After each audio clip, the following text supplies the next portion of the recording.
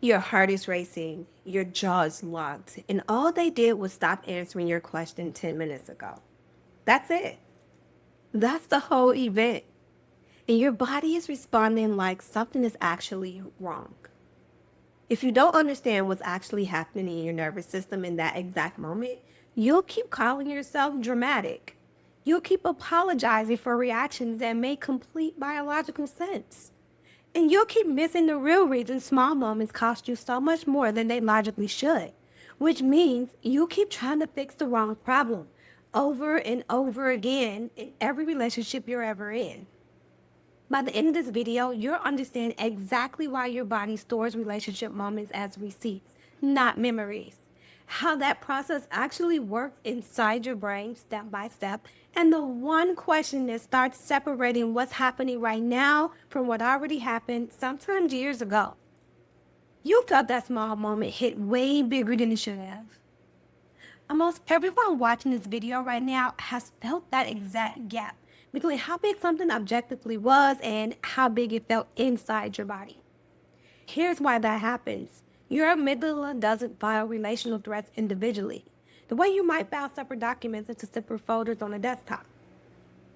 It files it into one shared folder, danger, and every new moment gets compared instantly against everything already in it.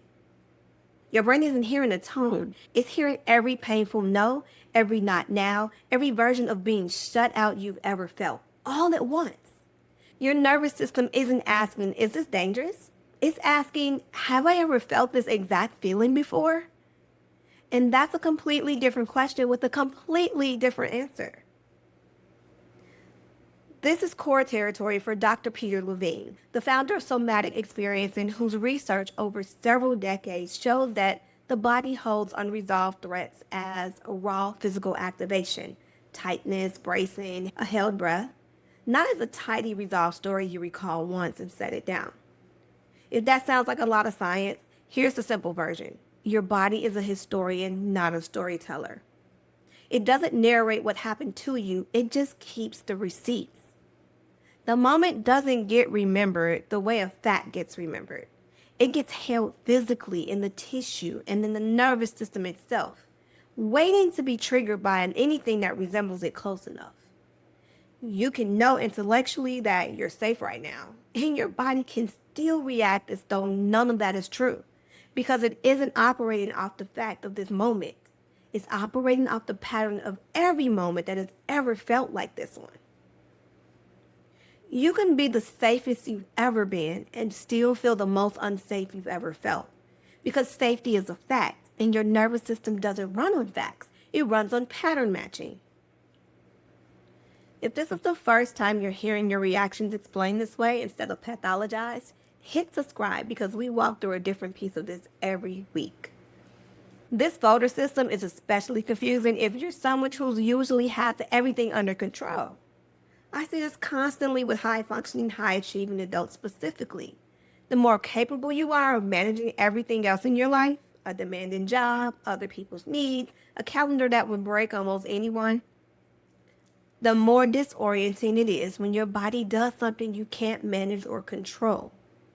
You can run a department, you can close a deal under pressure, and then a slightly flat text message takes you completely offline, and it feels like proof something's fundamentally wrong with you, because everywhere else, you're the one who's composed. Competence in one domain doesn't regulate the nervous system in another. Your executive function and your amygdala are not the same system. In fact, a lot of high achievers built that competence because of these very patterns. Staying composed, staying one step ahead was how you kept yourself safe in the first place. Being good at your job was never proof your nervous system was regulated. Sometimes it was proof of the exact opposite. A tone shift, barely perceptible to anyone else in the room. A pause that's half a second too long that makes your stomach drop before you even know why. A text left on read for longer than usual. None of these are inherently dangerous. But if they resemble all receipts in your folder, your body responds to the total weight of everything in it, not the small transaction actually in front of you. That's not you being too sensitive. That's a nervous system doing exactly what it was built to do. using every scrap of past data available to protect you now, even when that data is decades outdated, even when it's no longer relevant to the person actually in front of you. Your nervous system isn't broken. It's just still defending a war that's already ended. I want to take apart a word I hear constantly: overreacting. That word implies there's a correct proportionate reaction available and you exceeded it. But if your body is responding to a whole folder, not a single moment, then overreacting isn't the right word at all.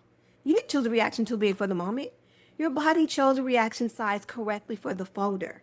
The math wasn't wrong. It just had more data than the room could see. You didn't overreact. You reacted to everything the moment reminded your body of, all at once. And nobody in the room could see the math but you. Every time you tell yourself you're too much, you add another entry to the very folder causing the problem. Compassion for what your body was protecting you from is often the first thing that loosens it. The next time a reaction feels bigger than the moment in front of you, ask your body one direct question. Is this happening now, or is this a receipt? You don't need a perfect answer. Just asking starts to bring your prefrontal cortex back online, the part of your brain that can actually tell then from now. You don't have to talk yourself out of the feeling. You just have to ask your body one question and give your thinking brain a chance to catch up. If you want the full breakdown of how to build this into daily practice, I've got 4 separate tools on it over on the podcast this week. I'll drop that below. And if you like having something to come back to, this is a good moment to hit subscribe because we build a new tool like this every week. As you start noticing the gap between what actually happened and what it felt like inside your body, you build the smallest possible window. Just enough space to respond instead of react automatically. That window doesn't eliminate the reaction. It means you get a small say in what happens next, instead of the folder deciding alone, unopposed, the way it always has. That window is where regulation actually lives, not in never feeling triggered again, and having a little more room inside that trigger every single time. If you want to know exactly which protective pattern your nervous system defaults to when it's reading old receipts, take the free Relational Nervous System quiz at mind-fusion.com/quiz. And if this landed for you, give it a like. It genuinely helps this reach someone who needs to hear it today. Welcome to the regulation era, and I'll see you next time.